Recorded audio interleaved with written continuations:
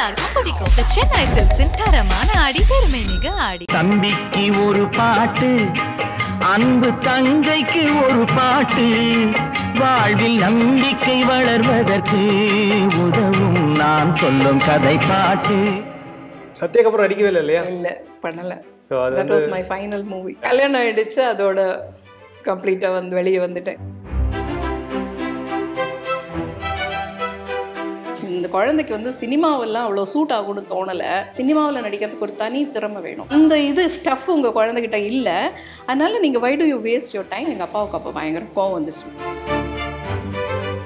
இன்னும் 1 year பாருங்கள், என்னோட குழந்தைய எல்லா லாங்குவேஜ்லேயும் நடிக்க வச்சு பெஸ்ட் ஆர்டிஸ்ட்னு பேர் வாங்க வச்சு அவார்டு வாங்க வச்சுட்டு அதுக்கப்புறம் நான் உங்களை மீட் பண்ணுறேன், தேங்க்ஸ் ஃபார் த ஆப்பர்ச்சுனிட்டி சொல்லிட்டு கூட்டிகிட்டு வந்துட்டார். வெரி சேம் டைரக்டர் வீட்டுக்கு வந்துட்டார். நேரம் வீட்டுக்கு வந்துட்டார். உங்க பொண்ணு விஷயத்துல நான் தப்பா ஜட்ஜ் பண்ணிட்டேன். ரோல் ஒத்துக்கிட்டாரு. ஆமா, நீங்க வந்துட்டு எனக்கு ரொம்ப நல்ல ரோல் இந்திரா பண்ணாதான் நல்லா இருக்கும் அப்படின்னு சொன்னாரு. பண்ணீங்களா? பண்ணேன், படம் பண்ணேன். அந்த படம்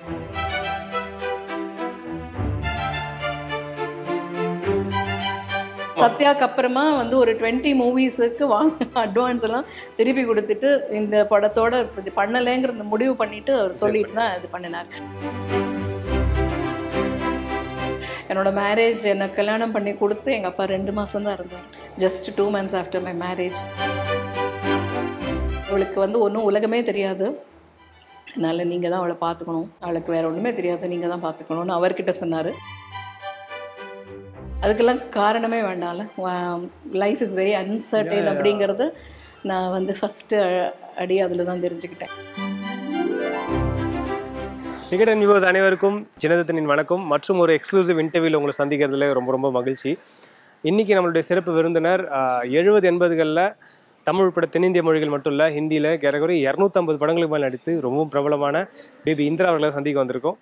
குழந்தை நட்சத்திரமாக இந்த அளவுக்கு யாராவது பிரபலமாக இருந்தாங்களா அப்படின்னு கேட்டால் தெரியல. இத்தனை வருஷமாக அவங்க எங்கே இருக்காங்க, எப்படி இருக்காங்க, என்ன பண்ணுறாங்க அப்படின்னு பல பேருடைய கேள்வி இருந்திருக்கும்ல. அந்த கேள்விகளுக்கான பதில் தான் இந்த வீடியோ. ஸோ அவங்க வீடு முன்னாடி தான் பேசிகிட்டு இருக்கேன். சென்னையில், நம்ம சென்னையில் தான் அவங்க இருக்காங்க. நிறைய விஷயங்களை அவங்ககிட்ட பேசி தெரிஞ்சுக்க போகிறோம். வாங்க.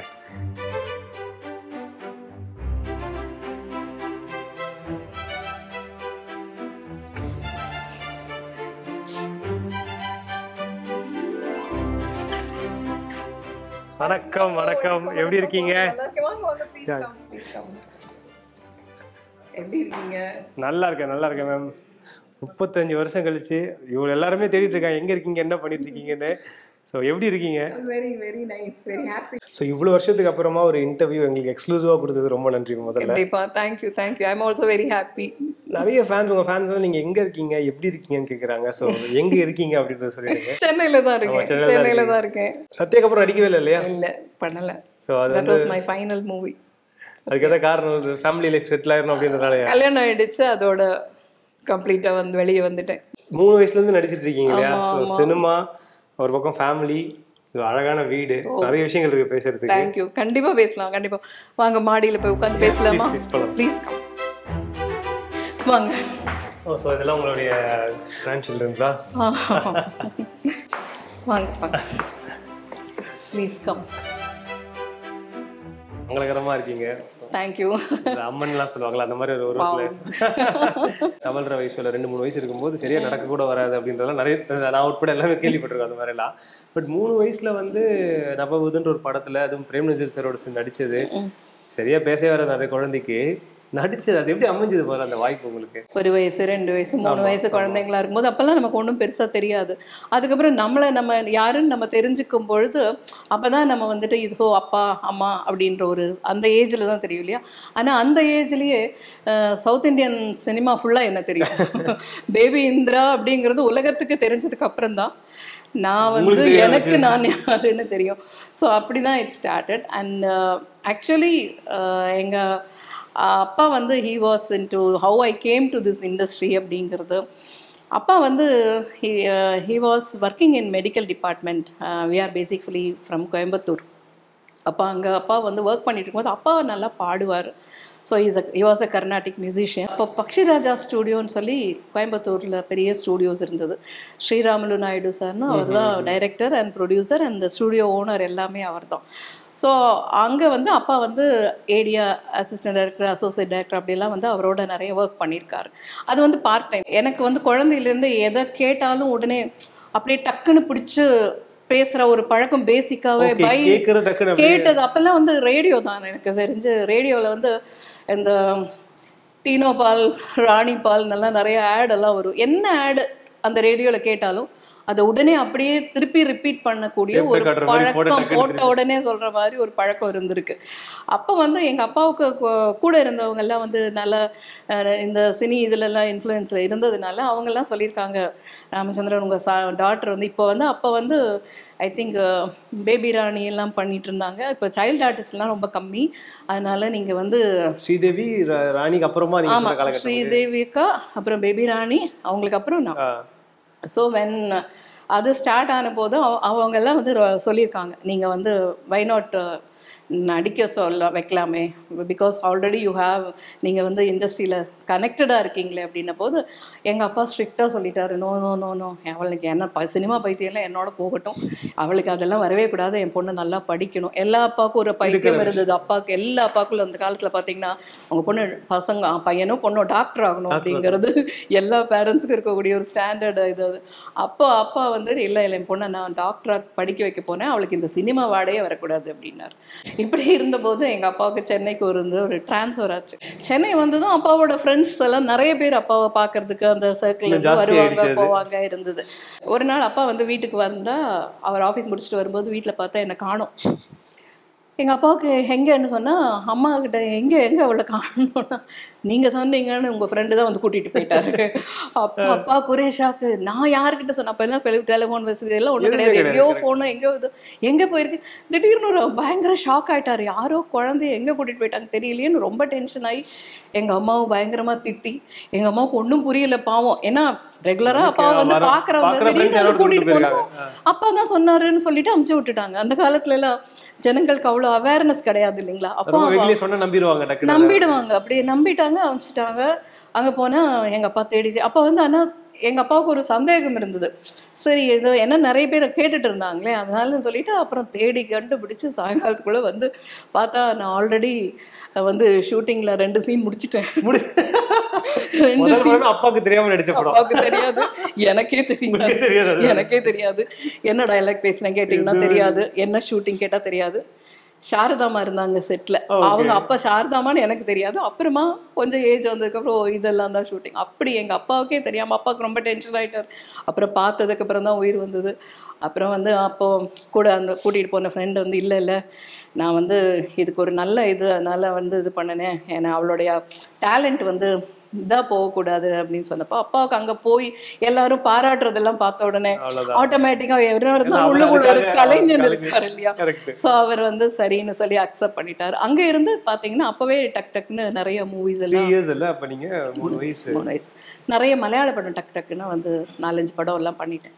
அப்போ இந்த 2 படம் பண்ணணும் போது 3 படம் பண்ணுவோம். அப்பா நினைச்சாரு சரி 4-5 படம் பண்ணிட்டு அப்போ இன்னும் ஸ்கூல் எல்லாம் சேர்க்கல இல்லைங்களா, ஸ்கூல் சேர்க்குற வரைக்கும் பண்ணட்டோம்னு அப்போ ஒரு சின்ன ஒரு கேப், பரவாயில்ல ஸ்கூல் போகிற வரைக்கும் பண்ணணும். ஸ்கூல் போகலான்னு போகும்போது பார்த்தீங்கன்னா அங்கே தான் ஒரு பெரிய என்ன சொல்கிறது, எல்லாருக்குமே ஒரு உந்துகோல்னு ஒன்று இருக்கும் இல்லையா, ஏதோ ஒரு மோட்டிவேஷன் வேணும் இல்லையா.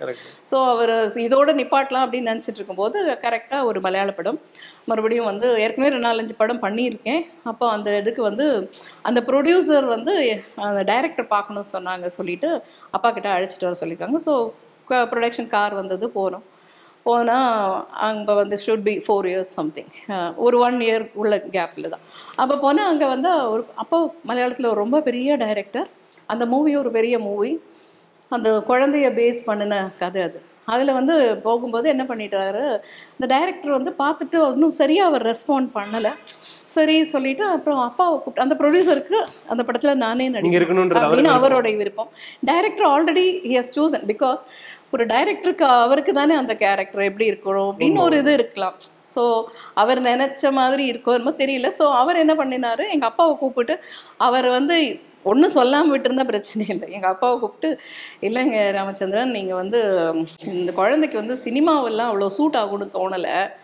ஏன்னா எனக்கு வந்துட்டு இந்த இதில் வந்து கொஞ்சம் நல்லா சுட்டியாக இதாக இருக்கணும், ரொம்ப சாஃப்டாக இருக்கிற மாதிரி இருக்குது. அதனால் எனக்கு இந்த படத்துக்கு இதாகாது. ரெண்டாவது நான் உங்களுக்கு பர்சனலாக ஒரு அட்வைஸ் பண்ணுறேன், நீங்கள் வந்து படிக்க வைங்க குழந்தைய. ஏன்னா எனக்கு I don't think that she has the kind of சினிமாவில் நடிக்கிறதுக்கு ஒரு தனி திறமை வேணும். அந்த அந்த இது ஸ்டஃப் உங்கள் குழந்தைகிட்ட இல்லை.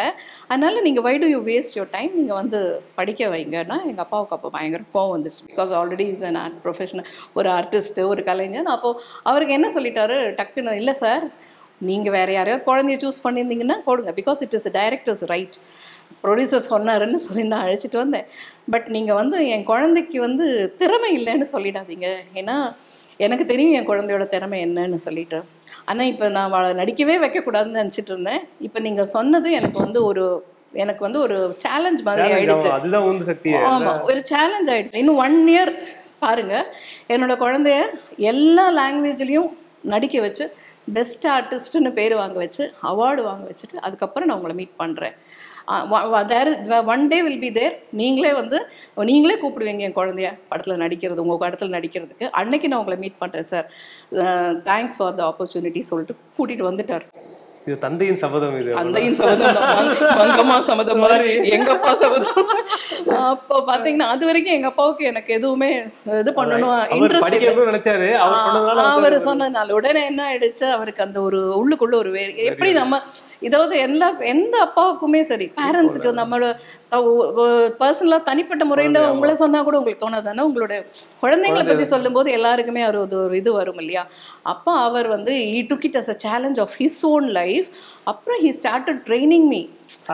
எல்லா லாங்குவேஜ் கற்றுக்கணும். நான் எனக்கு வந்துட்டு ஸ்கூல் போகிறதுக்கு முன்னாலே ஹிந்தி கற்றுக்கிட்டேன், இங்கிலீஷ் பேசணும், தமிழ், தெலுங்கு, கன்னடா, மலையாளம் 6 லாங்குவேஜும் பேசுவேன் நான் அந்த 1 yearக்குள்ள.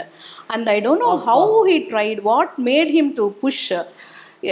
எல்லா லாங்குவேஜும் பேசணும். தமிழ் பேசினா தமிழில் சென்னை பாஷையிலேருந்து எல்லா ஸ்லாங்கும் பேசணும், கோயம்புத்தூர் பாஷை பேசணும், மதுரை பாஷை பேசணும், தமிழில் எத்தனை ஸ்லாங் இருக்கோ அத்தனை பேசணும், கன்னடம் பேசினா கன்னடத்தில் இந்த வில்லேஜ் லாங்குவேஜ் எல்லாம் உங்களுக்கு இப்போ இங்கே எப்படி இத்தனை இருக்கும் அத்தனையும் have to talk. And he train me so much. Dance, பாட்டு, அப்புறம் வந்து சைக்கிளிங், எல்லாம் என்னென்ன கற்றுக் கொடுக்கணும் அத்தனையும் 4 வயசு குழந்தைக்கு ட்ரெயின் மீன் 1 yearக்குள்ள. அவர் சொன்ன மாதிரி அந்த 1 yearக்குள்ள ஐ ஆக்டட். அதுக்குள்ள நான் வந்துட்டு மலையாள படம் பண்ணி எல்லா டாப் ஹீரோஸ் யாரெல்லாம் அப்போ சூப்பர் ஹீரோஸோ அவங்களுக்கு எல்லாம் டாட்டரா பண்ணிட்டேன். ஹிந்தியில அமிதாப் அங்கிள் டாட்டரா பண்ணினேன். அப்புறம் எம்ஜிஆர் அங்கிளோடைய டாட்டரா நான் என் பிறந்தேன், விஷ்ணு ஜன்ம ரகசியம் சொல்லி கன்னடத்துல வந்து ராஜ்குமார் அங்கிள், அப்படி எல்லா லாங்குவேஜும் அந்த 1 yearல பண்ணிட்டு I also receive the best child artist award for that நீதி படம். அப்போ வந்து ஸோ அப்போ பார்த்தீங்கன்னா 1 yearக்குள்ள நான் ஒரு 30 movies முடிச்சிட்டேன். ஐயோ, he brought me like that. அதுக்கப்புறம் த வெரி சேம் டைரக்டர் அவர் அதே மாதிரி இன்னொரு குழந்தைய வச்சு படம் வீட்டுக்கு வந்துட்டார். வீட்டுக்கு வந்துட்டு ராமச்சந்திரன், நான் வந்து எப்பவுமே நான் கொஞ்சம் கரெக்டாக ஜட்ஜ் பண்ணுவேன், உங்கள் பொண்ணு விஷயத்தில் நான் தப்பாக ஜட்ஜ் பண்ணிட்டேன். ஆமாம், நீங்கள் வந்துட்டு எனக்கு ரொம்ப நல்ல ரோல் இந்திரா பண்ணாதான் நல்லா இருக்கும் அப்படின்னு சொன்னார். படம் பண்ணேன். அந்த படம் நல்லா போச்சு, நல்ல பேர் வந்தது.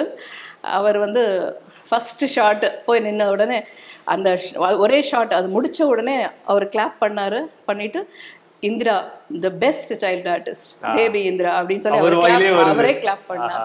ஸோ அதுதான் எங்கள் அப்பாவுக்கு அன்னைக்கு தான் எங்கள் அப்பாவுக்கு கண்ணெல்லாம் ஃபுல்லாக நிறைஞ்சிடுச்சு. அப்போதான் இந்த 1 வருஷம் ட்ரைனிங் பீரியட்ல சொல்லி கொடுக்கும்போது இது பண்ணும்போது நல்லா பண்ணுறேன்னு சொல்லவே மாட்டார். எவ்வளோ பண்ணினாலும் அவர்கிட்ட இருந்து ஒரு அப்ரிசியேஷன் வராது. அந்த ஷார்ட் முடிச்சு அந்த செட்டில் அப்பா இருக்காரு, அந்த இது முடிச்ச உடனே அப்பா வந்து அப்படியே என்ன ஹக் பண்ணிட்டாரு, அப்பா கண்ணில் அப்படியே தண்ணி. So that was a very emotional moment. ஆனால் என்னன்னா அந்த 4 வயசுல இவ்வளவு விஷயம்லாம் புரியாது நமக்கு. பேபீந்திராங்கிற அந்த கேரக்டருக்கு ஒன்றுமே தெரியாது.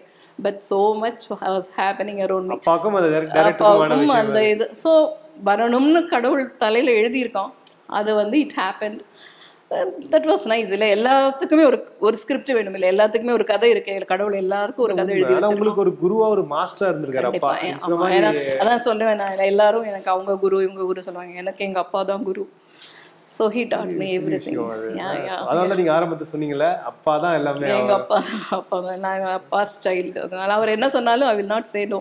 எப்படி மேனேஜ் பண்ணாங்க அப்ப வேலையை ஒரு பக்கம்? ஆமா, அவர் வந்து எங்க அத்தை வருவாங்க என்னோட ஷூட்டிங்கெல்லாம். அவர் வந்து ஃபர்ஸ்ட் டே 2 பார்த்து செட்டு எல்லாம் கரெக்டாக எல்லாம் இருக்கா பார்த்துட்டு இது போயிட்டு ஆஃபீஸும் அட்டன் பண்ணிட்டு அப்பப்போ வந்து செட்டில் இருந்து மோஸ்ட்லி அப்போல்லாம் உங்களுக்கு எல்லாமே ஸ்டூடியோஸ் தானே, உங்களுக்கு எல்லாமே சென்னையிலே தான் மேக்ஸிமம் ஷூட்டிங்ஸ். அப்புறம் பார்த்தீங்கன்னா மைசூர் எல்லாம் ஷூட்டிங் இருக்கும். அப்போ பார்த்தீங்கன்னா ஒரு நாளைக்கு 3 ஷெட்யூல் 4 கால் ஷீட் எல்லாம் ஒர்க் பண்ணியிருக்கேன். விடிய ஒர்க் பண்ணியிருக்கேன். குழந்தைங்களை ரொம்ப ஸ்ட்ரெயின் பண்ணா, பெரியவங்க வேற குழந்தைங்க அது அப்புறம் தெரியும். ஆக்சுவலா பாத்தீங்கன்னா குழந்தைங்க தான் அந்த மாதிரிலாம் நல்லா ஒர்க் பண்ணுவாங்க, பெரியவங்க தான் டயர்ட் ஆயிடுவாங்க.